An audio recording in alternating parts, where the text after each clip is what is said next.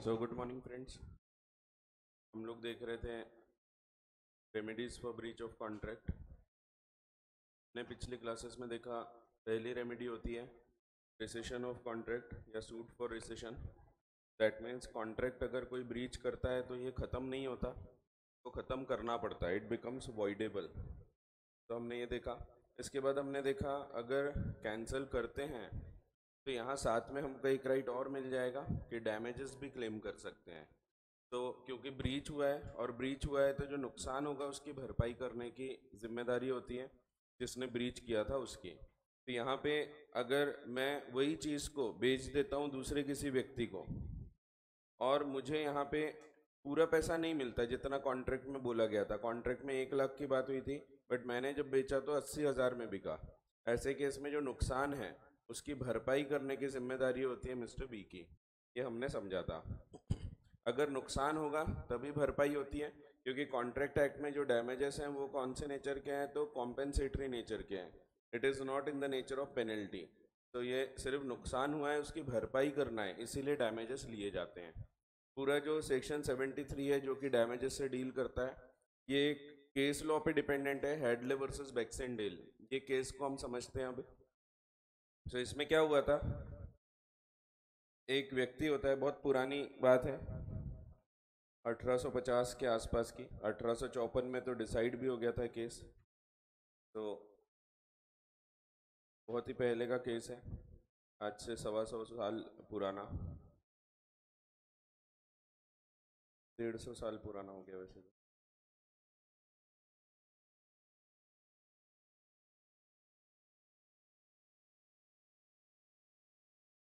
तो ये केस है हेडले वर्सेस बैक्सेंडेल जिसके ऊपर हम अभी चर्चा करेंगे। इसमें एक मिस्टर एच होते हैं हेडले, इनकी एक मिल होती है, एक फैक्ट्री होती है। फैक्ट्री में आपको पता है बहुत सारे गुड्स बनते हैं, लेकिन उसके लिए कुछ मशीन्स लगी होती है। तो यहाँ भी एक मशीन होती है जिसमें कुछ चक्के लगे होते हैं और एक बेल्ट इससे कनेक्टेड होता है। यहाँ गुड्स जाते हैं, रॉ मटेरियल, और वो फिनिश गुड्स बन के निकलते हैं। तो इसकी वैसे एक्चुअल में होती है आटा चक्की। आटा चक्की भी एक प्रकार की फैक्ट्री है, फैक्ट्री की डेफिनेशन में कवर होती है। तो ये आटा चक्की चलाता है। और एज का ये जो फैक्ट्री में मशीन लगी होती है, इसका जो व्हील होता है ना, ये टूट जाता है, एक क्रैंक शाफ्ट होता है वो ब्रेक हो जाता है। अब ये ब्रेक हो गया तो इसकी मशीन बंद हो जाती है, बिजनेस बंद हो जाता है कुछ दिनों के लिए। ये क्या करता है, एक कॉमन कैरियर होता है लोकल लेवल पे जो काम करता है, उसको बोलता है कि भाई एक काम कर, मैं तेरे को ये चक्का देता हूँ, तू ये चक्के को लेके जा मैन्युफैक्चरर्स के पास। तो उसका ट्रक है, उसको बोला कि तू ये चक्का लेके जा, ये जो टूटा हुआ चक्का है लेके जा, और ऐसा का ऐसा एक चक्का तू लेके आना ग्रीनविच से। ग्रीनविच एक जगह है जहाँ पे इसके मैन्युफैक्चरर्स हैं मशीन के, तो इनके पास जाना ग्रीनविच में। WHICH है शायद, नहीं WICH है, ग्रीनविच। तो ग्रीनविच में जाओ और जो इसके मैन्युफैक्चरर्स हैं इनके पास से लेके आ जाओ। अब वो एग्री करता है, इस चीज़ को लगना चाहिए था एक्सपेक्टेड 2 डेज, 2 दिनों का वक्त लगना चाहिए इसके लिए। तो उसने एग्री किया था कि ठीक है मैं 2 दिन में लेके आ जाऊंगा। लेकिन अल्टीमेटली वो बहुत लेट कर देता है, मोर देन रीजनेबल टाइम वो लेट कर देता है, जबकि 2 दिन में उसने बोला था मैं ये ले जाऊंगा और अगले दिन तुरंत वो लेके आ जाऊंगा। बट रास्ते में उसके कोई पहचान वालों का घर पड़ता है, वो वहाँ पे रुक जाता है। और ऐसा नहीं कि एक दिन रुक गए, वो वहाँ पे 5 दिन के लिए रुक जाता है। जैसे कोई अच्छे क्लोज रिलेटिव है, जैसे समझो ससुराल है उसकी, तो साली बोलती है कि जीजा जी और 2 दिन रुक जाओ, और 2 दिन रुक जाओ, ऐसा कर करके रुक जाता है। अरे एग्जाम्पल है, एक्चुअल में फैक्ट ऐसे ही है, उसके रिलेटिव का घर होता है वहाँ पे रुक जाता है। वो रिलेटिव कौन होते हैं ये नहीं पता, तो वहाँ पे रुक जाता है। और जो एक्चुअल में 2 दिन लगना चाहिए, तो एक्चुअल उसने जो टाइम लगाया ये 5 दिन एक्स्ट्रा, यानी 7 दिन का टाइम लगाया, तो 5 दिन एक्स्ट्रा लग गए। अब एच बोलता है कि भाई तुमने गड़बड़ की है, इसके कारण मेरी फैक्ट्री 5 दिन एक्स्ट्रा बंद रही। अगर तुम बराबर टाइम पे ला देते जो एग्री हुआ था, तो यहाँ पे बराबर मेरी फैक्ट्री चालू हो जाती और मैं प्रॉफिट वगैरह कमा लेता। लेकिन तुमने टाइम बराबर टाइम पे परफॉर्म नहीं किया, इसीलिए मेरा नुकसान हो गया, तो मैं तुमसे डैमेजेस क्लेम करूंगा। ये जो ट्रक ड्राइवर है, इसका नाम होता है बी, वैक्सेंडेल। तो बी से वो बोलता है कि मैं तुमसे डैमेजेस क्लेम करूंगा। बी मना कर देता है। एच कौन कौन से डैमेजेस क्लेम करने की बात करता है, तो एच बोलता है मैं 3 चीजें तुमसे क्लेम करूंगा। पहली चीज वो बोलता है कि जो वेजेस थे, जो मेरे एम्प्लॉयज हैं, एम्प्लॉयज तो आ ही रहे हैं। अब एम्प्लॉयज अगर फैक्ट्री में आते हैं तो हम ये नहीं बोल सकते कि भाई हमारी फैक्ट्री बंद है तो हम तुमको सैलरी नहीं देंगे। उनकी उसमें कोई गलती नहीं है, तो हमको सैलरी तो देना ही पड़ता है। अगर हमारी क्लास बंद रहेगी, समझो 4 दिन किसी कारण से लाइट नहीं है, 4 दिन बंद है, या पानी नहीं आ रहा है, 4 दिन बंद है, तो हम लोग एम्प्लॉय को थोड़ी बोलेंगे तुमको सैलरी नहीं मिलेगी, उनको तो सैलरीज देना ही पड़ता है। वैसे यहाँ पे भी वो पहली चीज बोलता है कि जो वेजेस हैं, जो मेरे एम्प्लॉयज आए खाली फुकट बैठे रहे, तो अगर तुम बराबर टाइम पे ला देते तो एटलीस्ट उसका फायदा होता हमको। लेकिन तुमने गुड्स नहीं लेके आए बराबर टाइम पे, इसीलिए ये वेजेस हमारे वेस्ट हुए, फालतू ये पे करना पड़ा। तो इसका हम डैमेजेस क्लेम करेंगे। कौन से डैमेजेस, तो 5 दिन के, सिर्फ 5 डेज के। बाकी 2 दिन तो एक्सपेक्टेड ही था। जो 5 दिन का नुकसान हुआ है वो 5 डेज के वेजेस क्लेम करेंगे, पहली चीज। दूसरी चीज वो बोलता है कि जो हमारी मशीन है, वो मशीन की वैल्यू कम हुई है रखे रखे, डेप्रिसिएशन लगता है उसमें। तो आपको पता है due to influx of time depreciate होती है मशीन्स। तो यहाँ पे भी ये मशीन में डेप्रिसिएशन लगा, तो वो जो डेप्रिसिएशन का अमाउंट है 5 दिन का, ये भी मैं तुमसे क्लेम करूंगा। और तीसरी चीज वो जो बोलता है कि अगर तुम चक्का ला देते तो हम चक्का लगाते, चक्का घूमता, चक्का घूमता मशीन चलती, गुड्स बनते, गुड्स बिकते, पैसे आते, प्रॉफिट होता। लेकिन चक्का नहीं घुमा, गुड्स नहीं बने, गुड्स नहीं बिके, पैसे नहीं आए, प्रॉफिट नहीं हुआ। तो ये जो प्रॉफिट नहीं हुआ, लॉस हुआ ऐसा नहीं, बट जो प्रॉफिट नहीं हुआ वो मैं क्लेम करूंगा कि 5 दिन में इतना इतना हमारा प्रॉफिट हो गया रहता। बट ये जो लॉस ऑफ प्रॉफिट है, ये भी मैं तुमसे क्लेम करूंगा। तो ये 3 चीजें उसने क्लेम करने की बात किया। वैक्सेंडेल ने तो सीधा ही मना कर दिया, मैं कोई भी अमाउंट पे नहीं करूंगा। लेकिन हेडले जब कोर्ट जाता है, केस फाइल करता है, तो बोला जाता है कि भाई डेप्रिसिएशन और वेजेस तो ठीक है, आपको देख के बिल्कुल पता लग रहा है कि ये डायरेक्टली रिलेटेड है। बिल्कुल सही बोल रहा है वो कि अगर ये टाइम पे अगर चक्का ला देता तो ये एम्प्लॉयज की सैलरी वेस्ट नहीं जाती और मशीन भी चलती रहती, तो डेप्रिसिएशन का भी कोई नुकसान नहीं होता। तो यहाँ पे कोर्ट ने बोला कि ये जो 2 आइटम्स हैं, आइटम्स मीन्स ये जो पॉइंट बताए गए हैं वो, तो ये 2 चीज डायरेक्टली रिलेटेड है।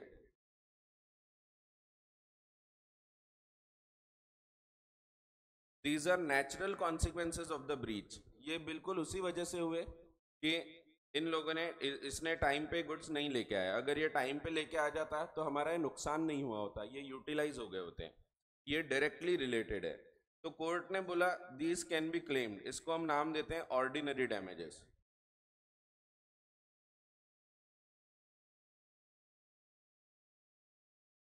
और ये क्लेम किए जा सकते हैं हमेशा, क्योंकि डायरेक्टली उसी कारण से हम डायरेक्टली बोल सकते हैं कि इसने ये नहीं किया, इसलिए हमको इतना इतना नुकसान हो गया। तो these are directly related, these are natural consequences of the breach. तो सीधा सीधा डायरेक्टली हम देख के बता सकते हैं। तो ये पहली चीज हो गई। अब जो तीसरा आइटम है, third item, loss of profit, court ने बोला इट इज इनडायरेक्ट।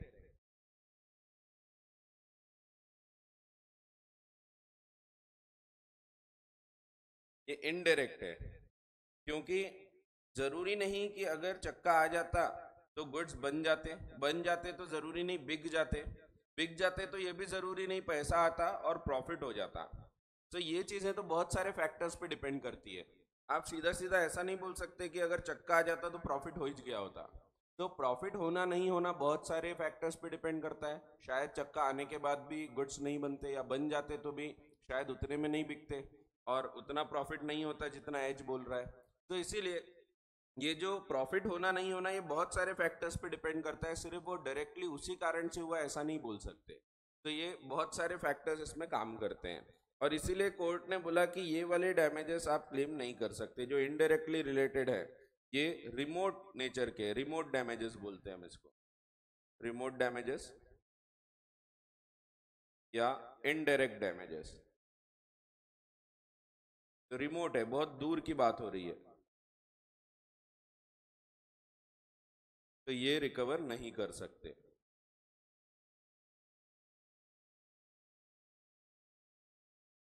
तो ये क्लेम नहीं किया जा सकता, ये बताया गया। So remote damages can not be claimed. अब इसी चीज को बाद में कानून में लिखा गया, जो सेक्शन 73 है, it is the comprehensive restatement of the decision given in this case, Hadley versus Baxendale. तो इसका जो डिसीजन था वही वैसा का वैसा लिखा गया है in the section number 73 of the contract act, और मॉडर्न लॉ ऑफ डैमेजेस जो है वो पूरे के पूरे इसी पे आधारित है। जो डायरेक्टली रिलेटेड जो ऑर्डिनरी नेचर के डैमेजेस हैं वो क्लेम कर सकते हैं, जो इनडायरेक्टली रिलेटेड है, रिमोट डैमेजेस हैं, उनको हम क्लेम नहीं कर सकते। This is the general rule. अब इसमें भी एक और टाइप के डैमेजेस होते हैं, फिर स्पेशल डैमेजेस, वो हम थोड़ा आगे चल के पढ़ते हैं। तो ये केस बहुत ही इंपॉर्टेंट, क्योंकि इसके आधार पे पूरा लॉ ऑफ डैमेजेस बेस्ड है। तो पढ़ते हैं इसको। So the foundation of the modern law of damages in India is based on the judgment in the case of Hadley versus Baxendale and is incorporated in section 73 of the Indian Contract Act. वही दिया है कि H की मिल होती है, factory होती है, which was stopped bye a breakage of the crank shaft. Crank shaft होता है, चक्का होता है, वो टूट जाता है, और इसीलिए एच की जो मिल होती है, तो आटा चक्की है, फ्लोर मिल, वो बंद हो जाती।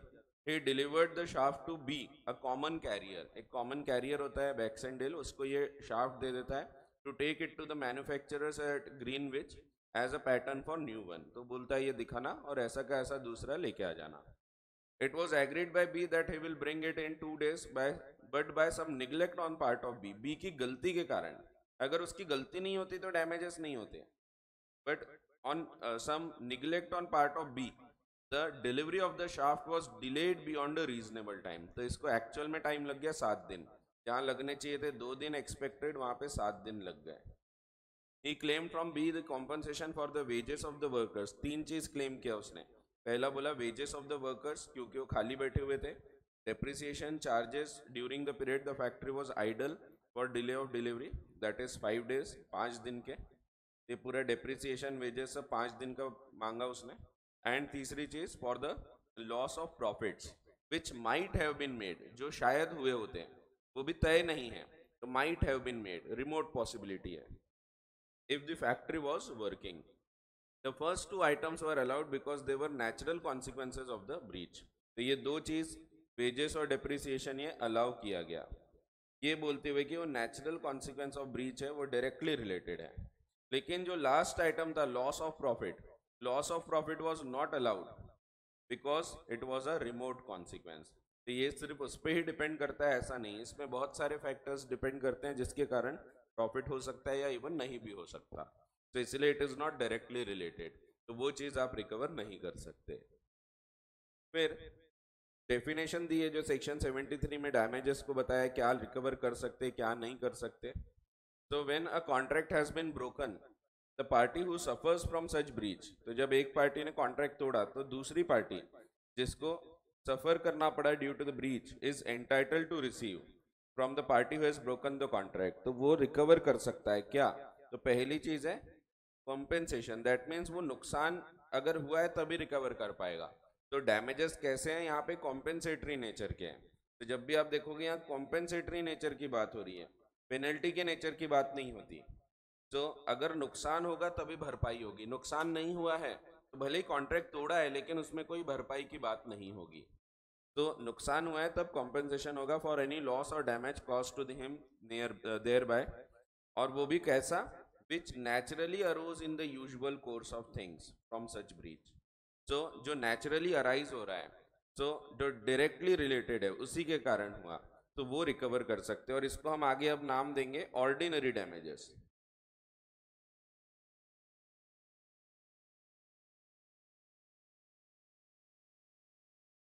फिर दूसरा एक और रिकवर कर सकते हैं जो हम आगे अभी पढ़ेंगे। और दूसरी चीज, which the parties knew when they made the contract, तो जो उनको पता था जब उन्होंने कॉन्ट्रैक्ट किया, to be likely to result from the breach of it, तो इसको हम एक दूसरा नाम देते हैं स्पेशल डैमेजेस।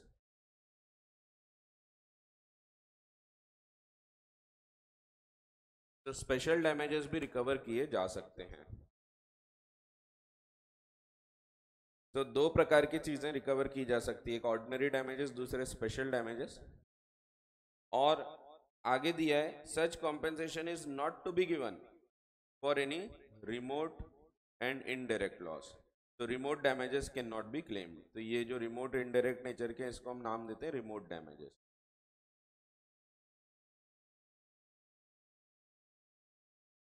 तो इनडायरेक्ट लॉस जो हो रहा है और damage sustained by reason of breach, तो ब्रीच के कारण जो नुकसान हो रहा है इनडायरेक्टली, वो वाला क्लेम नहीं किया जा सकता, ओनली वो क्लेम किया जा सकता है विच इज डायरेक्टली रिलेटेड। सो इस पूरी डेफिनेशन से कुछ पॉइंट्स निकल के आते हैं जो आगे दिए हुए हैं। पहली चीज, damages under the contract act are not granted by way of punishment, वो पनिशमेंट के नेचर के नहीं है, but they are compensatory in nature. तो वही दिया है, damages under the contract act are not granted by way of punishment. ये पनिशमेंट नहीं है कि तुमने गलत किया इसलिए हम पैसा रिकवर कर रहे हैं, ये कॉम्पेंसेटरी नेचर के, कि तुमने गलत किया और हमारा नुकसान हुआ। अगर नुकसान नहीं होता तो हम डैमेजेस नहीं क्लेम करते हैं। The object is to compensate the injured party, तो उसका मेन एम है to compensate the injured party and bring him in on the same level where he would have been if there was no breach। अगर contract नहीं टूटता तो उसको जितने पैसे मिले होते उतने पैसे उसको देना चाहिए। तो इसीलिए हमने देखा, अगर कॉन्ट्रैक्ट नहीं टूटता पहले केस में जो हमने ऊपर देखा था, अगर बी कॉन्ट्रैक्ट नहीं तोड़ता तो ए को 1 लाख रुपए मिलना चाहिए था, बट उसको अगर 80,000 ही मिल रहे हैं तो 20,000 कम मिल रहे हैं। अगर ये 20,000 बी पे कर देगा तो A will be on the same level where he would have been if there was no breach of contract. तो मेन एम है कि हमको उसको उस लेवल पे लाना है कि भाई अगर ब्रीच नहीं होता तो तुमको जितना पैसा मिला होता या जो चीज मिली होती उतनी उसको मिलना चाहिए। ठीक है, सो वही उसका मेन एम है, कॉम्पेंसेटरी नेचर का होता है ये। The object is to compensate the injured party and bring him on the same position in which he would have been if there was no breach of contract. Damages are claimed to compensate any loss or damage caused by breach of contract. If there is no actual loss, then damages cannot be claimed. तो अगर actual loss नहीं है तो damages claim नहीं किए जा सकते। Illustration दिया है, A contracts to buy B's car for 60,000 but breaks is promise. B then sells to C for the same price. B cannot claim any damages क्योंकि जो भाव में बेचना था वही भाव में बिक गया। Under the law of contract, damages are not granted by way of punishment. तो ये प्यूनिटिव नेचर के नहीं है, कॉम्पेंसेटरी नेचर के माने जाते हैं। अब इसी सेक्शन से 73 से कुछ रूल्स निकल के आए। पहला रूल जो मैंने आपको बताया, ऑर्डिनरी डैमेजेस आर रिकवरेबल, ये ऑलवेज रिकवरेबल है, हमेशा रिकवर कर सकोगे आप, जो भी डायरेक्टली रिलेटेड है वो हम हमेशा रिकवर कर ही सकते हैं। So ordinary damages are those which naturally arise, जो नेचुरली अराइज हो रहे हैं उससे रिलेटेड है, देख के ही पता लग जाता है कि हाँ इसकी वजह से ये नुकसान हुआ है। In the usual course of things from such a breach, they are the natural and probable consequence of breach which the aggrieved party suffering can recover from the defaulting party. तो ये नेचुरली अराइज हो रहे हैं, ये directly related है,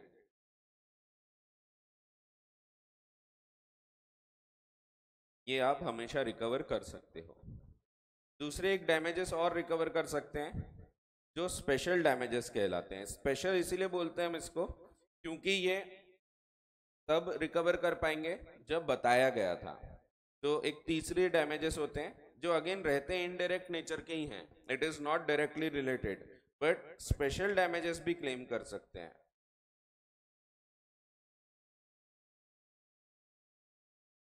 ये क्या होते हैं समझते हैं।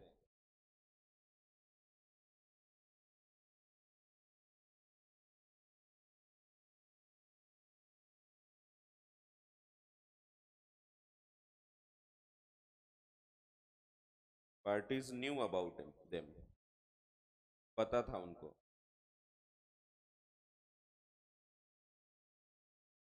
ये भी हैं इनडायरेक्ट नेचर के,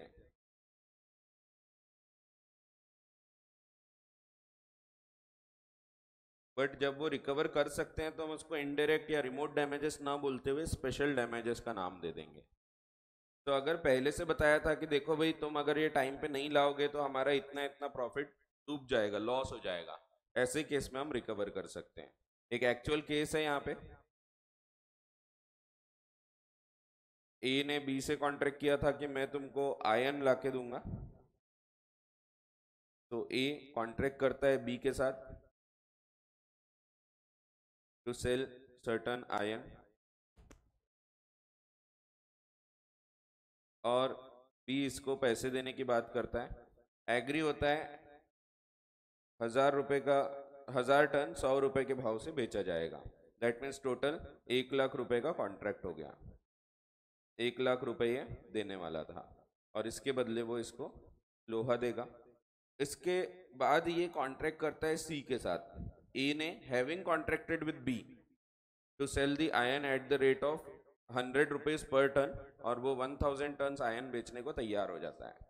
वो ये चीज सी को बताता है कि देखो भैया मुझे बी से कॉन्ट्रैक्ट परफॉर्म करना है, तो इसलिए तुम मुझे लाके दोगे क्या, और कितने में लाके दोगे।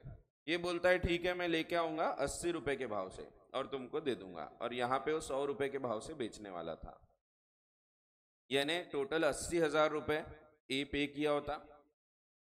दैट मीन्स इसको प्रॉफिट होना चाहिए था 20,000 रुपए का, ये प्रॉफिट होना चाहिए था उसको। ये चीज सी को पता है, सी को ऑलरेडी इन्फॉर्म किया था देखो भैया मुझे आगे परफॉर्म करना है ये तारीख को, तो तुम मुझे ला देना, अगर तुम नहीं लाओगे तो मेरा ये लॉस हो सकता है। तो ये चीज उसको पता थी। ऐसे केस में अगर सी इसको ब्रीच कर देता है, सी कैंसिल कर देता है कॉन्ट्रैक्ट को, ब्रीच कर दिया,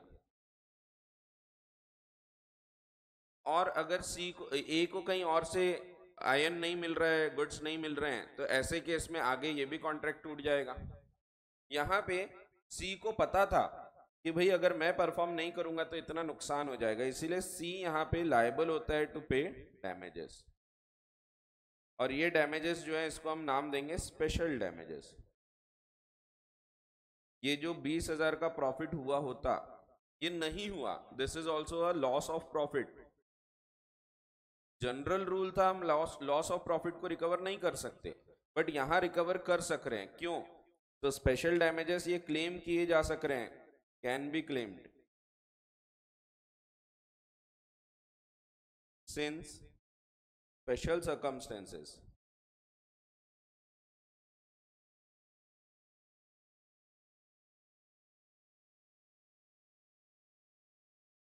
were in contemplation of parties,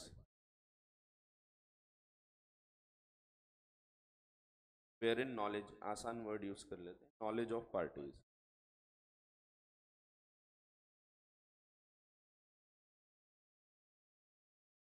तो ये हम रिकवर कर सकते हैं, लेकिन सिर्फ तब when the parties knew about them, where the special circumstances were in contemplation of parties, या फिर where the special circumstances were in knowledge of the parties। तो पार्टीज को पता था अगर मैं परफॉर्म नहीं करूंगा तो इनको इतना इतना लॉस हो जाएगा। ऐसे केस में loss of profit can also be claimed. ठीक है, और यहाँ पे बी जो क्लेम करेगा वो अलग हो गया कि बी भी ए से क्लेम करेगा फॉर ब्रीच, और ए वो भी सी से क्लेम कर सकता है एज ऑर्डिनरी डैमेजेस। तो यहाँ पे क्योंकि उसके वजह से ये डायरेक्टली रिलेटेड लॉस हो गया। ठीक है, तो डैमेजेस अगर बी क्लेम करेगा ए से तो he can again claim it with, तो ऐसा है। तो ये loss of profit can also be claimed in case of, in case the parties were aware about them. अगर बताया गया था तो ये भी रिकवर कर सकते, और जब रिकवर कर सकते तो अब हम उसको नाम दे देंगे स्पेशल डैमेजेस। अब हम उसको इनडायरेक्ट डैमेजेस नहीं बोलेंगे, तो अब हम स्पेशल डैमेजेस नाम दे देंगे। तो ऑर्डिनरी डैमेजेस और स्पेशल डैमेजेस क्लेम किए जा सकते हैं। ऑर्डिनरी डैमेजेस तो हमेशा क्लेम किए जा सकते हैं, it can be claimed always. Special damages सिर्फ तब क्लेम किए जा सकते हैं when special circumstances were known to the parties, and remote damages या फिर इनडायरेक्ट डैमेजेस क्लेम नहीं कर सकते। ये भी इनडायरेक्ट नेचर के है, बट हम इसको इनडायरेक्ट नहीं बोलते अगर क्लेम कर सकते हैं तो हम उसका नाम रखेंगे फिर स्पेशल डैमेजेस। ठीक है, तो यही अगला पॉइंट है। ये भी कहाँ लिखा हुआ है? तो सेक्शन की जब आप वर्डिंग्स को अच्छे से समझते हैं तो वहां पे लिखा हुआ है कि कॉम्पेंसेट करने बोला जा सकता है फॉर एनी लॉस और damage cost to him thereby, पहला which naturally arose in usual course of things from such a breach, that means ordinary, या फिर और विच द पार्टीज न्यू, जैसे यहाँ पे सी को पता था when they made the contract to be likely to be result from the breach of it, जो उसको पता था कि अगर मैं कॉन्ट्रैक्ट तोड़ दूंगा तो ए को इतना इतना लॉस हो जाएगा, तो वो भी रिकवर कर सकते हैं। बट ये तभी रिकवर कर सकते हैं इफ द पार्टीज न्यू, अगर उनको पता था। अगर नहीं पता था, बताया नहीं गया था सी को, तो फिर रिकवर नहीं कर सकते। ठीक है, तो यहाँ हम ये नहीं बोल सकेंगे कि ये तो इम्प्लाइड है कि वो तो आगे बेचे गई, तो वैसा नहीं चलेगा, स्पेसिफिकली इन्फॉर्म करना पड़ेगा, तब जाके हम रिकवर कर सकते हैं। So special damages are recoverable only if, सिर्फ तब, only if the parties knew about them. Apart from ordinary damages, special damages can also be claimed. Special damages are for the loss which arises on account of unusual circumstances affecting the plaintiff. Unusual है ये usual नहीं है, directly related नहीं है, ordinary course में ये recover कर सकते हैं ऐसा नहीं है, तो अनयूजुअल नेचर के हैं। तो जैसे यहाँ पे हमने देखा था ये नेचुरली अराइज हो रहे हैं, ये अनयूजुअल नहीं है, यूजुअल है, देख के पता लग रहा है कि इसके कारण नुकसान हो गया, बट ये नेचुरली अराइज नहीं हो रहा है, it is indirect, unusual circumstances है अफेक्टिंग द प्लेंटिव। इसीलिए ये तभी रिकवर कर पाएंगे जब बोला है। They are not recoverable unless the special circumstances were brought to the knowledge of the defendant, so that the possibility of the special loss was in the contemplation of parties. Contemplation means knowledge, जानकारी में होना चाहिए।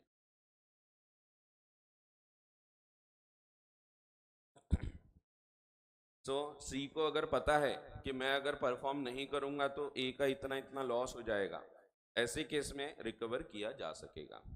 The special damages are those which result from a breach of contract under some special or unusual circumstances which are in the knowledge of parties at the time of the contract. Contract बनते वक्त पता होना चाहिए था। The extent of liability depends upon the knowledge of the parties at the time of contract. ये contract के time पता होना चाहिए था। टाइम पे हम बोलेंगे कि देखो भाई तुम परफॉर्म नहीं कर रहे इसीलिए इतना लॉस हो रहा है, तो वो नहीं चलेगा, पहले से बताया होना चाहिए, जैसे ये वाले केस में बताया हुआ था पहले से। So the extent of liability depends upon the knowledge of the parties at the time of contract about the probable result of the breach. Probable यानी जो chances है, probable का मतलब होता है chance, तो जो chance है कि इतना loss हो सकता है। तो अब पढ़ते हैं probability, probability यानी chances, कितने chances होते हैं, तो probable का मतलब होता है chance। Illustration दिया है, A having contracted with B, तो A ने पहले B से contract किया to supply with 1000 tons of iron at 100 rupees per ton to be delivered at a stated time.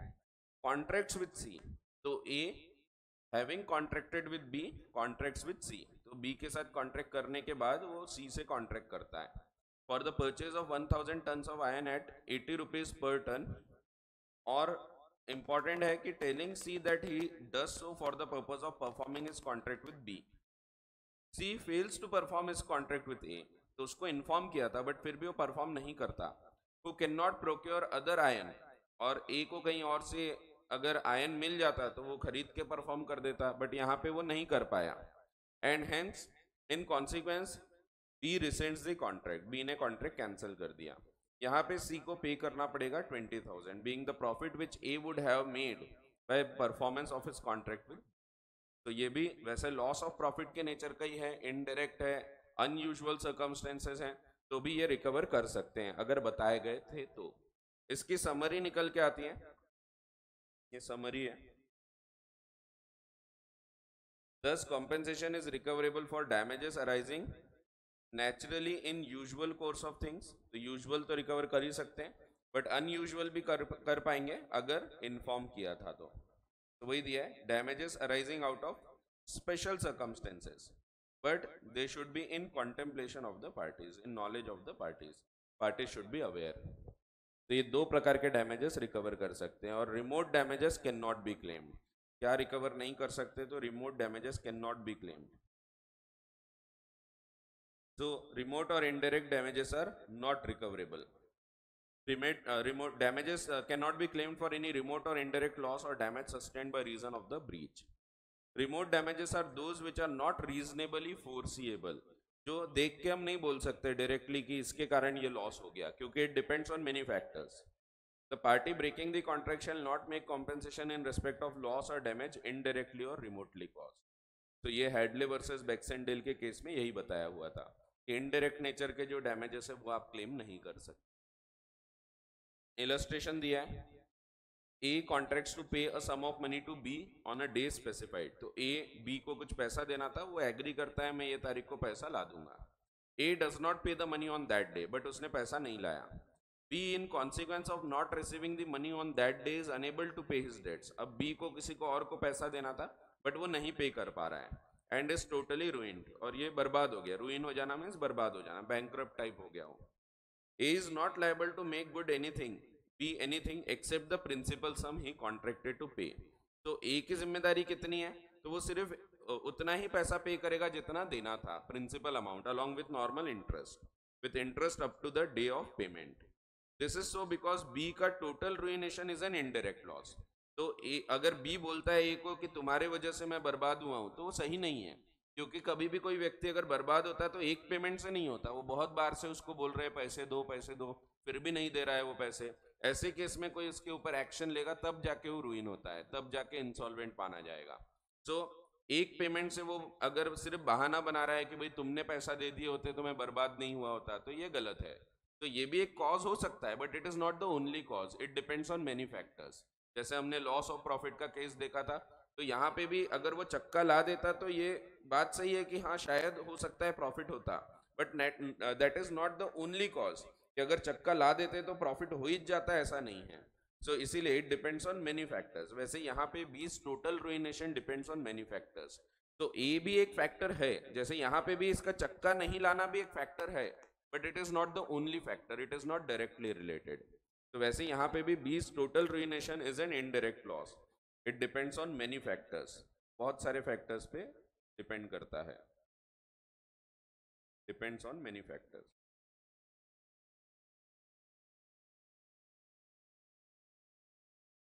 तो जो आपका जनरल रूल निकल के आया, loss of profit can not be recovered if it was not in contemplation of the parties as held in the case of Hadley versus Baxendale. ठीक है, अगर पता होता तो क्लेम कर सकते थे, बट नहीं पता है तो नहीं क्लेम कर सकते. ये डैमेजेस हो गए एज पर कॉन्ट्रैक्ट एक्ट.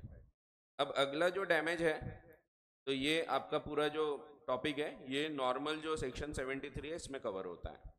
अगला जो टॉपिक है कॉन्ट्रैक्ट एक्ट में नहीं आएगा. तो ये कॉन्ट्रैक्ट एक्ट में नहीं मिलते, कोई दूसरे कानून में मिल सकते हैं, not as per contract act. क्योंकि कॉन्ट्रैक्ट एक्ट में कॉम्पेंसेटरी नेचर के डैमेजेस होना चाहिए, पर कभी कभी कोर्ट अलाउ करता है डैमेजेस कोई और कानून के तहत. कभी कभी कोर्ट को लगता है कि भले नुकसान नहीं हुआ बट फिर भी डैमेजेस देना पड़ेगा. जैसे समझो कभी कभी बात होती है स्वाभिमान की कि हमको ये प्रूव करना है भाई मेरी गलती नहीं थी, उसने गलत किया था. ऐसे केस में अगर कोर्ट चले जाएंगे, कई लोगों को रहता है उनको पैसे का लेना देना नहीं है कि भाई इसके कारण नुकसान हुआ, उनको सिर्फ ये प्रूव करना है कि इसने गलत किया है. तो ऐसे जो लोग होते हैं जिनको लगता है कि नहीं अपने को प्रूव करना है, भले पैसा कितना भी लगे, उनको पैसे से लेना देना नहीं, वो सिर्फ ये प्रूव करना चाहते हैं आगे वाला गलत था और मैं सही था. ऐसे केस में अगर वो कोर्ट जाएंगे तो यहाँ नुकसान की भरपाई की बात नहीं होगी. एक केस हुआ था चार्टर वर्सेस सुलिवेन, उसमें एक व्यक्ति था जिसने दूसरे को कार बेचने का वादा किया था. आगे वाले ने कार खरीदने से मना कर दिया. अब इसने दूसरे किसी व्यक्ति को कार बेचा और उतने ही पैसे मिल गए जितने में पहले वाले को बेचने वाला था. दैट मीन्स कोई नुकसान नहीं हुआ. As per Indian contract act damages can not be claimed. फिर भी वो कोर्ट चला गया और अड़ गया कि नहीं आप ये डिसीजन दो कि वो गलत है और मैं सही हूँ. होता है कभी कभी, बड़े बड़े इंडस्ट्रियलिस्ट है, बिजनेसमैन है, ऐसे केसेस होते हैं. तो इवन मेरे को पता है क्योंकि मेरे घर पे सब वकील लोग हैं, तो आते हैं ऐसे केसेस. कोई कोई क्लाइंट आते हैं बोलते हैं वकील साहब जितना पैसा लगता आप लगाओ, लेकिन आप ये प्रूव करो वो गलत था हम सही थे. तो कई बार सिर्फ स्वाभिमान की बात होती है, जो बड़े बड़े बिजनेस होते हैं उनमें ऐसा होता है. तो ऐसे केस में अगर वो फिर भी कोर्ट जा रहा है और बोल रहा है कि नहीं, फोर्स कर रहा है कि नहीं आप डिसीजन दो, वो गलत है. अब यहाँ पे कभी कभी एक नॉमिनल डैमेज पे करने बोला जाता है. तो कोर्ट बोलेगा कि एक काम करो, मिस्टर ए को बोलेगा कि तुम सही थे, बी गलत था, तो बी को बोला जाएगा कि तुम ए को 1 रुपया पे कर दो.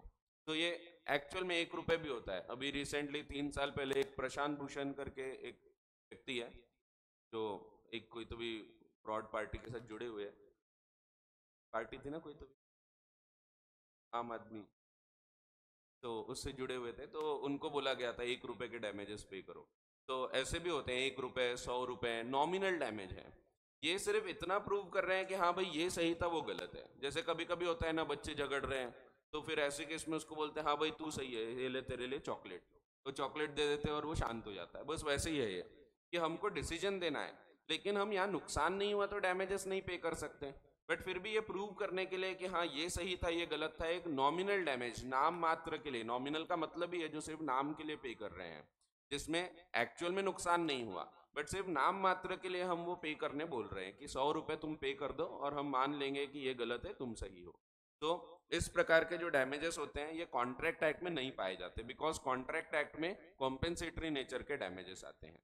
So, where the injured party has not in fact suffered any loss by reason of breach of contract, जब उसको एक्चुअल में कोई लॉस नहीं हुआ, the damages recoverable by him are nominal, तब भी अगर वो डैमेजेस मांग रहा है तो एक नॉमिनल डैमेज दे देंगे, दैट इज वेरी स्मॉल।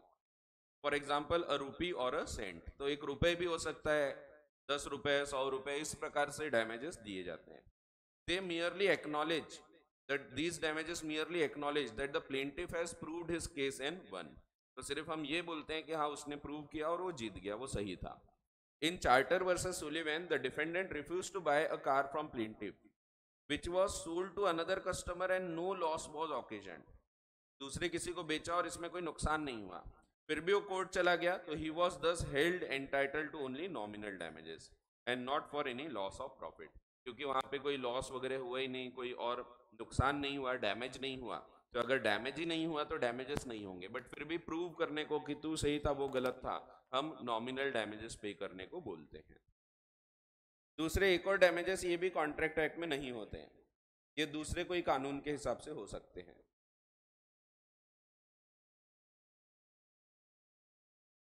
ये भी रिकवर कर सकते हैं कुछ केसेस में। विंडिक्टिव डैमेजेस, विंडिक्टिव यानी जो बदले की भावना से लिए जाते हैं, तो उसको विंडिक्टिव बोलते हैं।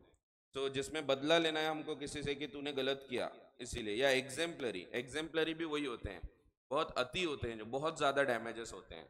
तो कभी कभी ऐसा केस होता है जिसमें लॉस तो कुछ खास नहीं हुआ बट डैमेजेस बहुत ज्यादा क्लेम कर रहे हैं अपन, तो ऐसे जो केसेस होते हैं विंडिक्टिव या एग्जेम्पलरी डैमेजेस में कवर होते हैं। जैसे किसी के फीलिंग्स को इंजरी पहुंच रही है, ऐसे केसेस। मानहानि का दावा करते हैं लोग कि इसने डिसरिस्पेक्ट किया, ऐसे सब केसेस। या कोई बोल रहा है मैं रेड बुल पी रहा हूँ लेकिन मेरे को पंख नहीं आते, तो ऐसे केस में तो ये विंडिक्टिव डैमेजेस या एग्जेम्पलरी डैमेजेस है। नुकसान कुछ नहीं हुआ, सिर्फ मैं बोल रहा हूँ मैं 10 साल से ये पी रहा हूँ, ये लोग बोले थे पंख आएंगे, नहीं आए मेरे को पंख, तो डैमेजेस $6 मिलियन क्लेम किए यहाँ पे। तो ऐसे भी केस होते हैं, ये एग्जेम्पलरी है, बहुत ज्यादा अति, तो इतने डैमेजेस भी होते हैं। एक और केस हुआ था जिसमें मैकडोनल्ड्स का हॉट कॉफी केस है, पैर पे कॉफी गिर गई, वहां पे भी $10 मिलियन का क्लेम किया था मैकडोनल्ड्स के ऊपर। तो इस प्रकार से केसेस होते हैं जिसमें विंडिक्टिव डैमेजेस कहलाते हैं या एग्जेम्पलरी डैमेजेस कहलाते हैं, कि तुम्हारे वजह से ये चीज हुई इसलिए मैं तुमसे रिकवर कर रहा हूँ। अगेन कॉन्ट्रैक्ट एक्ट में क्यों नहीं आते, क्योंकि कॉन्ट्रैक्ट एक्ट बोलता है कि डैमेजेस अगर कॉम्पेंसेटरी नेचर के तभी इस एक्ट में आते हैं, तो ये किसी और कानून के हिसाब से आ सकते हैं। और बहुत सारे ऐसे केसेस होते हैं। एक केस हुआ था जिसमें एक लड़की थी, उसकी शादी होने वाली थी, उसने एक फोटोग्राफर को बोला था कि आप पूरे फोटो शूट वगैरह प्रॉपरली करना। अब वो आया ही नहीं, शादी हो गई, पूरी रस्म खत्म हो गई और उसके बाद भी आया नहीं।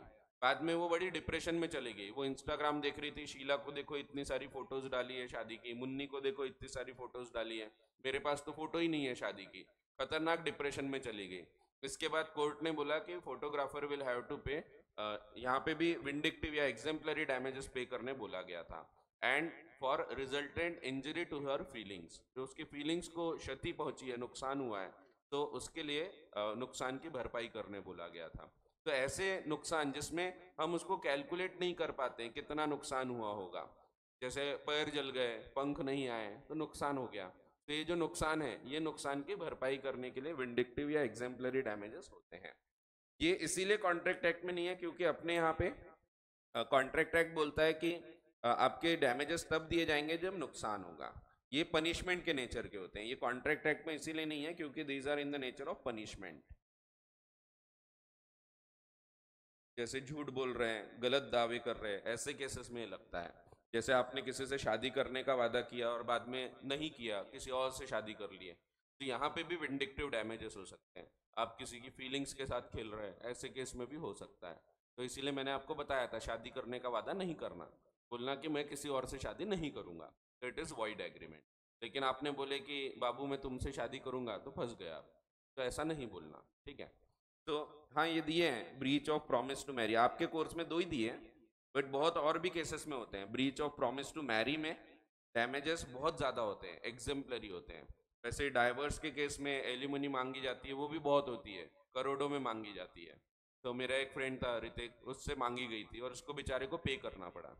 एक और मेरा फ्रेंड था जॉनी, जॉनी डेप। अरे डेप, आप जानते होंगे उसको, पायरेट्स ऑफ द करेबियन। तो उसको भी मांगा था, फिर उसकी वाइफ को बोला गया काय को ना तुमको एलिमनी, है ना तुम्हारे पास इतना पैसा, तो नहीं दिया गया। हाँ, ये एक्चुअल केस है। तो देख के दिया जाता है कि उसको ज़रूरत है नहीं है, तो मेंटेनेंस वगैरह के लिए, और करोड़ों में मांगते हैं लोग। तो एलिमनी वगैरह में बहुत पैसा जाता है डाइवोर्स वगैरह के केसेस।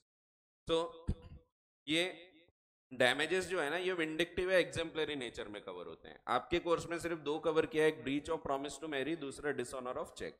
तो समझते हैं इनको। So damages for breach of contract are given by way of compensation for the loss suffered and not by way of punishment for wrong inflicted. तो कॉन्ट्रैक्ट एक्ट में कैसे डैमेजेस देते हैं? ब्रीच ऑफ कॉन्ट्रैक्ट के case में compensatory nature के होना चाहिए and not by way of punishment, punishment के नेचर के नहीं होना चाहिए। और इसीलिए विंडिक्टिव या exemplary damages have no place in the law of contract because they are punitive by nature, ये पनिशमेंट के नेचर के हैं, इसलिए कॉन्ट्रैक्ट एक्ट में नहीं रिकवर कर सकते हैं। But in case of breach of promise to marry and dishonor of check by banker wrongfully when he possesses sufficient funds to the credit of customer, the court may award exemplary damages. तो ये gibbons versus Westminster bank का एक case दिया है आपको, case का नाम दिया है सिर्फ, बट इसमें भी हुआ वही था कि ये बैंकर की गलती से होना चाहिए। बैंकर जब रॉन्गफुली कोई चेक को डिसऑनर करता है, ऐसे केस में हम एग्जेम्पलरी डैमेजेस क्लेम कर सकते हैं। अगर राइटफुली डिसऑनर किया है तो नहीं कर सकते। मेरे अकाउंट में पैसा नहीं था और बैंक ने डिसऑनर किया, तो वहां पे कुछ गलत नहीं है। या मेरी साइन मैच नहीं हो रही है और उसने डिसऑनर किया, तो कुछ गलत नहीं। बट समझो मेरे अकाउंट में लबालब पैसा भरा हुआ है, 3 करोड़ रुपए जमा है मेरे अकाउंट में। अब मैं एक चेक लिख के देता हूं, अगर वो चेक बाउंस हो जाता है बैंकर की गलती के कारण, बैंकर लिख के भेज देता है शर्मा जी के अकाउंट में पैसा नहीं है। तो जब भी चेक डिसऑनर होता है, रीजन लिखा होता है उसमें, उसने लिख दिया शर्मा जी के अकाउंट में पैसा नहीं है, तो यहां मैं बैंक पे क्लेम कर सकता हूं कि तुमने गलत बताया, जबकि मेरे अकाउंट में पैसा है, जो कि फ्रीली आप वो चेक पेमेंट के लिए यूज कर सकते, फिर भी आपने नहीं किया और बोल रहे पैसा नहीं है। तो मैं बैंक के ऊपर केस फाइल कर सकता हूं, क्योंकि मेरी रिस्पेक्ट कम हुई, क्रेडिट कम हुई। तो क्रेडिट वर्दीनेस कम होती है, इसीलिए यहाँ पे हम डैमेजेस और एग्जेम्पलरी डैमेजेस क्लेम कर सकते हैं। करोड़ों का मैं केस फाइल कर सकता हूँ। तो breach of promise to marry में तो कर ही सकते हैं, वहां पे भी कोई ऐसा रीजनेबल कोई अमाउंट नहीं होता, तो जितना लग रहा है आगे वाला दे सकता है, पूरा वसूल कर लो, ऐसा होता है इन केसेस में। वैसे यहाँ पे जब डिसऑनर ऑफ चेक है, यहाँ पे एक्चुअली थोड़ा एक अंदाज लगा के क्लेम किया जाता है कि हमारी क्रेडिट कितनी है और कितना नुकसान हुआ है हमारी क्रेडिट को। इसमें रूल ये लगता है कि जितना कम अमाउंट होगा चेक का, उतना ज्यादा डैमेजेस हम क्लेम कर सकते हैं। क्योंकि आप सोच के देखो, मेरे अकाउंट में 3 करोड़ रुपए हैं, आप मेरे यहाँ पे आते हैं आर्टिकलशिप के लिए, अब मैं आपको एक 5,000 रुपए का चेक देता हूँ, आपने चेक डाले अपने अकाउंट में और चेक बाउंस हो गया। अब आप आके सबको बता दोगे शर्मा जी बड़ी बड़ी बातें करते, 3 करोड़ रुपए, काहे के 3 करोड़, 5,000 रुपए तो रहते नहीं बैंक में, चेक डिसऑनर हो जाता है। जबकि मेरे अकाउंट में पैसा है, तो बैंकर के कारण मेरा नाम खराब करे आपने, तो अल्टीमेटली वो रीजन है जिसके कारण मेरा नाम खराब हुआ। तो मैं यहाँ बैंक के ऊपर केस फाइल करके करोड़ों का दावा डाल सकता हूँ। 3 करोड़ रुपए थे तो एटलीस्ट 3 करोड़ का तो मैं दावा डालूंगा ही। तो यहाँ पे मैं क्लेम कर सकता हूँ कि इतने पैसे होके तुमने 5,000 भी पे नहीं किया। अगर ज्यादा अमाउंट होता तो शायद उतना क्रेडिट खराब नहीं होती। अगर मेरे को 2 करोड़ रुपए किसी को पे करना होता, मैंने चेक लिख के दिया, बाद में वो बाउंस हो जाता, तो यहाँ पे ठीक है, वो नॉमिनल बात है, नॉर्मल बात है, कोई मान सकता है कि उस दिन नहीं रहे होंगे शर्मा जी के अकाउंट में 2 करोड़ रुपए, तो यहाँ बहुत बड़ी बात नहीं है। लेकिन अगर 5,000 भी क्लियर नहीं हुआ तो मेरा नाम पूरा खराब हो जाता है, और छोटा चेक है तो और नाम खराब होगा। समझो आप ऑडिट पे गए थे, उसके बाद आप एक मेरे को पेट्रोल का अलाउंस का बिल देते हैं, मैं आपको 200 रुपए का चेक बना के देता हूँ, 200 रुपए भी क्लियर नहीं होते, तो ऐसे केस में तो मेरा नाम पूरा ही खराब हो गया। मैं ऐसे रास्ते से जाऊंगा, आप बोलोगे 200 रुपए 200 रुपए, तो पूरा नाम बेकार हो गया मेरा, जबकि मेरे अकाउंट में पैसा है। तो ऐसे केसेस में मैं और ज्यादा डैमेजेस क्लेम कर सकता हूं। तो जितना मेरा क्रेडिट खराब होगा उतना मेरा अमाउंट ऑफ कॉम्पेंसेशन बढ़ते जाएगा। तो यहाँ पे हम डैमेजेस क्लेम कर सकते हैं, और ये विंडिक्टिव या एग्जेम्पलरी नेचर के हैं। मुझे बदला लेना है बैंक से, इसीलिए मैं क्लेम कर रहा हूँ कि उन्होंने गलत किया मेरे साथ, तो मेरा नाम खराब हुआ, क्रेडिट खराब हुई, ऐसे केस में। या एग्जेम्पलरी है जो बहुत ज्यादा है, तो ऐसे डैमेजेस तब क्लेम होते हैं जब हम नुकसान या तो अंदाज नहीं लगा सकते, जैसे breach of promise to marry हो गया ऐसे केसेस में, या फिर चेक वगैरह डिसऑनर हुआ, जब मान हानि होती है, ऐसे केसेस में हम ये क्लेम कर सकते हैं। So dishonour of cheque by banker, लेकिन रॉन्गफुली, जबकि उसके अकाउंट में पैसा था, when he possesses sufficient funds to the credit of customer, the court may award exemplary damages। But ये damages as per contract act नहीं है, ये नेगोशिएबल इंस्ट्रूमेंट्स एक्ट में कवर होते हैं। तो जैसा कि मैंने बताया, क्योंकि कॉन्ट्रैक्ट एक्ट में सिर्फ कॉम्पेंसेटरी नेचर के डैमेजेस आते हैं, बट ये कॉम्पेंसेटरी नहीं है, ये पनिशमेंट के नेचर के, प्यूनिटिव बाय नेचर, इसीलिए ये कॉन्ट्रैक्ट एक्ट में नहीं होता। ठीक है, तो ये हो गया। फिर अगला, damages for deterioration of the goods cause by delay. कभी कभी गुड्स खराब हो जाते हैं डिले के कारण, ऐसे केस में भी हम रिकवर कर सकते हैं। अगर यहाँ पे आगे वाला गलत कर रहा था तब, आगे वाले की गलती के कारण होगा तब, अगर गलती के कारण नहीं है तो नहीं कर सकते। जैसे समझो सनी पाजी है, उनको हमने गुड्स ले जाने को दिए थे, अब गुड्स पहुंच जाना चाहिए था 2 दिन में, लेकिन वो 6-7 दिन लगा रहे हैं, अब उनकी गलती के कारण हो रहा है, तो हम उनसे डैमेजेस क्लेम कर सकते हैं कि तुम्हारे देरी के कारण हमारा इतना इतना लॉस हुआ, जैसा इवन अपने केस में हुआ हेडले वर्सेस बैक्सेंडेल। लेकिन अगर उसकी गलती के कारण नहीं होता, समझो कहीं ट्रैफिक जाम है या कोई फ्लड्स आ गए, वो रास्ता बंद हो गया, 2 दिन रास्ता ही नहीं खुला, ऐसे केस में हम उसको लायबल नहीं ठहरा सकते। यहाँ पे लायबिलिटी कब आती है, जब उसकी गलती से होता है, तो अगर उसकी गलती होगी तभी हम क्लेम कर सकते हैं। तो आप देखोगे जो केस था उसमें भी दिया हुआ है कि on neglect, on some neglect on the part of B, B की गलती से अगर लेट हो रहा है तब हम डैमेजेस ले सकते हैं। तो ये हाईलाइट भी किया है अपन ने, तो by some neglect on the part of B, तो अगर बी की गलती से हुआ होगा तब। तो यहाँ पे भी वैसे ही नेचर के डैमेजेस हैं, अगर डेटोरिएट हो जाते हैं गुड्स, खराब हो जाते हैं बीच में, तो वहां पे भी हम क्लेम कर सकते हैं। तो in case of deterioration of the goods caused to the goods by delay, damages can be recovered from the carrier even without notice. Deterioration का मतलब does not imply merely physical damage to the goods, but it also means loss of special opportunity for sale। तो अगर special opportunity हमारी miss हो गई है, जैसे कहीं पे एग्जीबिशन लगने वाला था वो कैंसिल हो गया इसके कारण कि गुड्स नहीं आए थे, हमने नहीं लगा पाए, तो वो भी हम क्लेम कर सकते हैं। ठीक है, वैसे और भी डैमेजेस होते हैं, आपको यहाँ दिए नहीं है, और बहुत प्रकार के डैमेजेस रहते हैं, जैसे फॉर प्री कॉन्ट्रैक्ट और वेस्टेड एक्सपेंडिचर डैमेजेस होते हैं। आपको एक एग्जांपल दिया था मैंने कि केटरिंग वाला है, केटरिंग को अपन ने सर्विस लगाने बोले थे, समझो पप्पू और पिंकी की शादी होने वाली है, कल शाम को शादी है, अब उसके लिए केटरिंग वाले ने कॉन्ट्रैक्ट लिया है। अब केटरिंग वाला कल शाम को खाना बनाएगा, लेकिन बाकी कुछ चीज़ें ऐसी होती है जो आज से करना पड़ेगा उसको, जैसे वो आज रात को दही जमाने को रख देगा, रायता फैलाना है तो उसके लिए आज दही जमाना पड़ेगा, फिर वो सैलेड वगैरह सलाद काट देगा, सलाद होता है अपन लोगों के लिए, तो एकदम हाई क्लास वाले सोफिस्टिकेटेड लोगों के लिए सैलेड, सैलेड होता है, अपने तो सलाद होता है, तो वो काट के रखेगा, वो टाइम पे नहीं काटते, वो एक दिन पहले या सुबह सुबह काट के रख देगा। अब उसने ये सब काम करके रख दिया, अब कल शाम को 5 बजे शादी है, समझो कल दोपहर को 3 बजे पता लगता है पिंकी भाग गई किसी और के साथ। अब यहाँ पे केटरिंग वाला ये ब्रीच ऑफ कॉन्ट्रैक्ट नहीं कहलाता, ये automatically the contract becomes void. तो यहाँ पे हम बाकी तो पैसा देने के लिए वैसे जिम्मेदार नहीं होते, हाँ जो पैसा उसने ले लिया है वो वापस नहीं करेगा, वो अलग बात है, उसमें भी हम झगड़ा कर सकते हैं, बट कौन बेचारा पप्पू ऐसे ही डिप्रेशन में रहेगा, तो झगड़े वगड़े कोई करता नहीं, जाने तो बोलते हैं, बुकिंग अमाउंट छोड़ देते हैं। लेकिन इसके अलावा अगर खर्चा हुआ होगा, जैसे वो रायता फैलाया है, अब उसका तो खर्चा हो गया, वो तो काम नहीं आने वाला, वेस्टेड एक्सपेंडिचर है, सैलेड वगैरह हो गया, कुछ और चीजें जो पहले से करके रखी होगी, उसका जो नुकसान है वो रिकवर कर सकते हैं।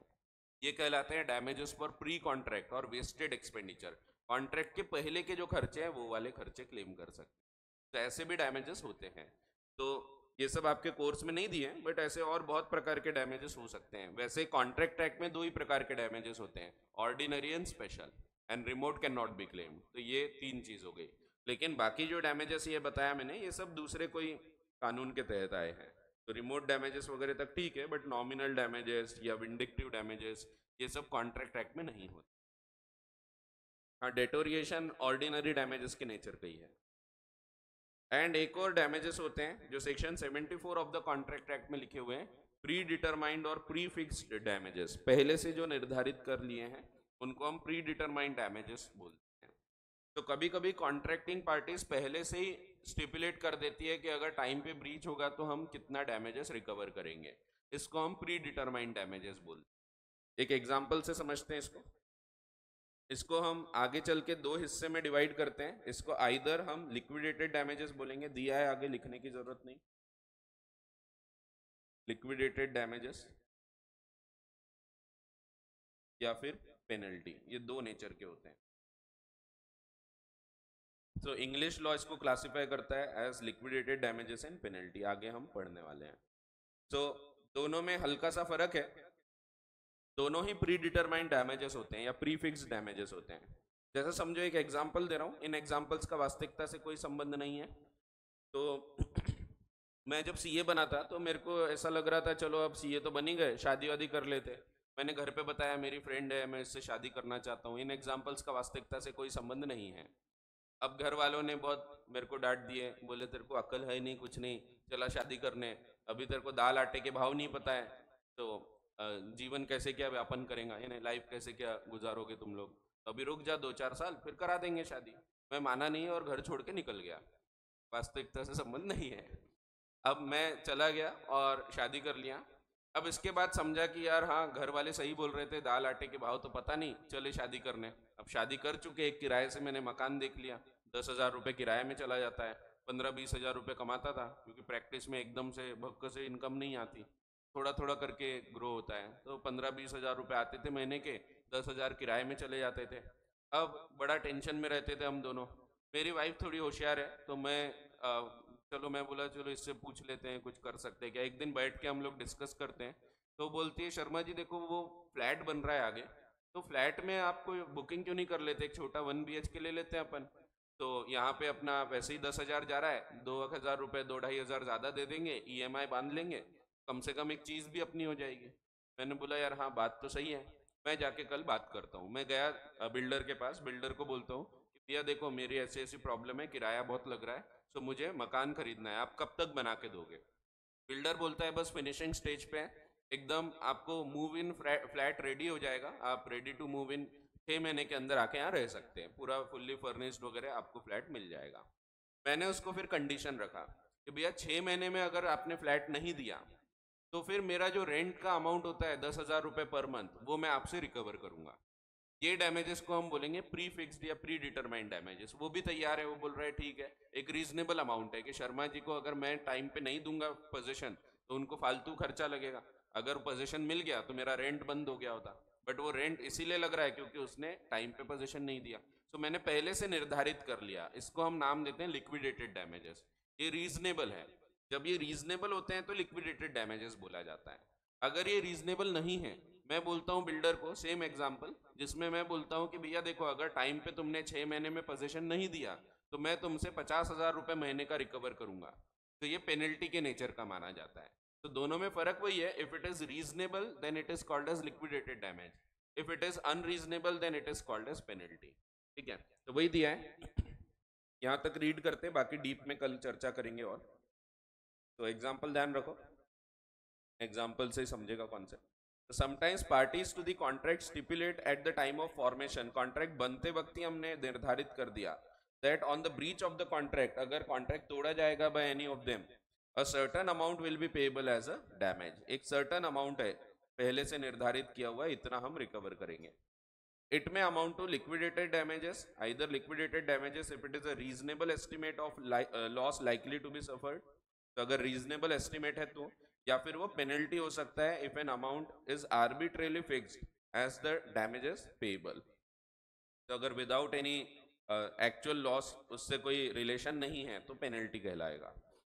Section 74 provides that if the sum named in the contract as the amount to be paid in case of breach by aggrieved party is entitled to receive from the party at fault a reasonable compensation not exceeding the amount so named. तो ये हम आगे अभी समझेंगे. It should be noted that the term liquidated damages and penalties, ये दोनों terms जो है ये यूज की गई है इंग्लिश लॉ में. इंडियन लॉ में ये वर्ड के बदले यूज किया गया है प्री डिटरमाइंड डैमेजेस. सेक्शन 74 बोलता है जब पहले से हमने डिटरमाइन कर लिया है तो वहां पे डैमेजेस कितने रिकवर किए जा सकते वो बताया है. तो इंडियन लॉ इसको अलग अलग विभाजित ही नहीं करता. इंडियन लॉ में सिर्फ प्री डिटरमाइंड डैमेजेस वर्ड या प्री फिक्स डैमेजेस वर्ड देखने को मिलेगा.